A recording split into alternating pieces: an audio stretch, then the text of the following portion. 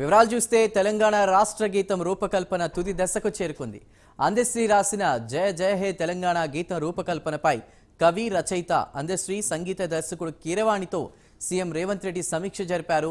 Deputy CM Mallu Bhatti Vikramarka, professor Kodandaram, Raghu, CM సలహాదారు వేం నరేందర్ రెడ్డి, ఎమ్మెల్యేలు NM Srinivas Reddy, Ramachandra Naik, Gandra Satyanarayana, MLC Mahesh Kumar Goud, మాజీ ఎమ్మెల్యే సంపత్, ఎంపీ అభ్యర్థి బలరాం నాయక్ తదితరులు ఈ సమీక్షలో పాల్గొన్నారు.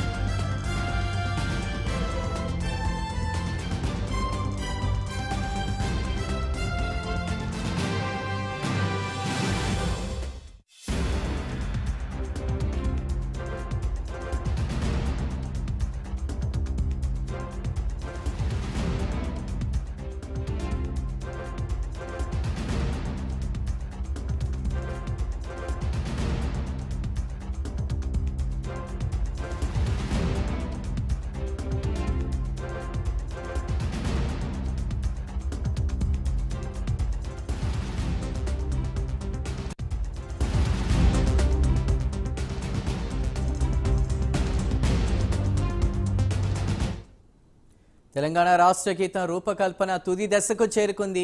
అందశ్రీ రాసిన జయ జయ హే తెలంగాణ గీతం రూపకల్పనపై కవి రచయిత అందశ్రీ, సంగీత దర్శకుడు కీరవాణితో సీఎం రేవంత్ రెడ్డి సమీక్ష జరిపారు. Deputy CM Mallu Bhatti Vikramarka, professor Kodandaram, Raghu, CM సలహాదారు వేం నరేందర్ రెడ్డి, ఎమ్మెల్యేలు ఎన్ఎం శ్రీనివాస్ రెడ్డి, రామచంద్ర నాయక్, గండ్ర సత్యనారాయణ, ఎమ్మెల్సీ మహేష్ కుమార్ గౌడ్, మాజీ ఎమ్మెల్యే సంపత్, ఎంపీ అభ్యర్థి బలరాం నాయక్ తదితరులు సమీక్షలో పాల్గొన్నారు.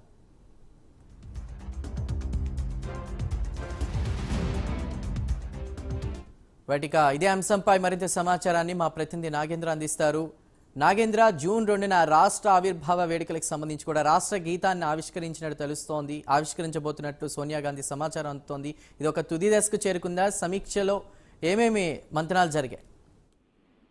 Thank you Chandu. తెలంగాణ రాష్ట్ర గీతానికి సంబంధించినటువంటి అంశంలో ఇప్పటివరకు కూడా సీఎం రేవంత్ రెడ్డి అందశ్రీ రచించినటువంటి జయ జయ అనేటటువంటి గీతాన్ని ఇప్పటి వరకు కూడా పలు మార్పులు చేస్తూ వస్తున్నారు. దాంట్లో భాగంగానే అందశ్రీ, అదేవిధంగా సంగీత దర్శకుడు కీరవాణి, వీరిద్దరి ఆధ్వర్యంలో ప్రస్తుతం ఆ గీతం అయితే రూపకల్పన తుది దశకు చేరుకోబోతుందనే చెప్పాలి.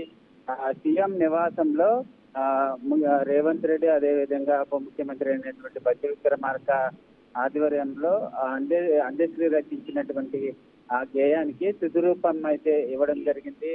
ఆ గీతానికి సంబంధించినటువంటి అంశంలో ఈ రోజు తుది దశకు చేరుకుంది. ఈ పాటకు సంబంధించి రాష్ట్ర గేయానికి సంబంధించినటువంటి అంశంలో జరిగినటువంటి సమీక్ష సమావేశంలో ప్రధానంగా కాంగ్రెస్ కి సంబంధించినటువంటి పలువురు ముఖ్య నేతలు కూడా ఈ సమీక్ష సమావేశంలో పాల్గొన్నటువంటి పరిస్థితి ఉంది. ఈ సందర్భంగా ఆ గేయాన్ని తుది రూపొందించుకున్న తర్వాత సీఎం రేవంత్ రెడ్డి, భట్టి విక్రమార్క ఆధ్వర్యంలో ఆ గేయాన్ని కూడా వినిపించినట్లయితే వార్తలు వినిపిస్తున్న అధికారికంగా జూన్ 2వ తేదీన పెరేడ్ గ్రౌండ్ వేదికగా జరిగేటటువంటి ఆవిర్భావ దినోత్సవ వేడుకలో రాష్ట్ర గేయాన్ని అధికారికంగా అక్కడ ఆవిష్కరించేటటువంటి అవకాశాలు అయితే కనిపిస్తున్నాయి. ఇప్పటి వరకు కూడా జూన్ 2వ తేదీన జరిగేటటువంటి ఆవిర్భావ వేడుకలకి ఏసీసీ అగ్రనేత అయినటువంటి సోనియా గాంధీ ఆహ్వానించడం జరిగింది. సోనియా గాంధీ మాత్రం వేడుకలకు హాజరైతే మాత్రం ఆమె చేతుల మీదుగా రాష్ట్ర గేయాన్ని ఆవిష్కరించేటటువంటి అవకాశం అయితే కనిపిస్తుంది. ఇప్పటికే రాష్ట్ర గేయం కూడా తుది దశకు చేరుకున్నటువంటి, అంటే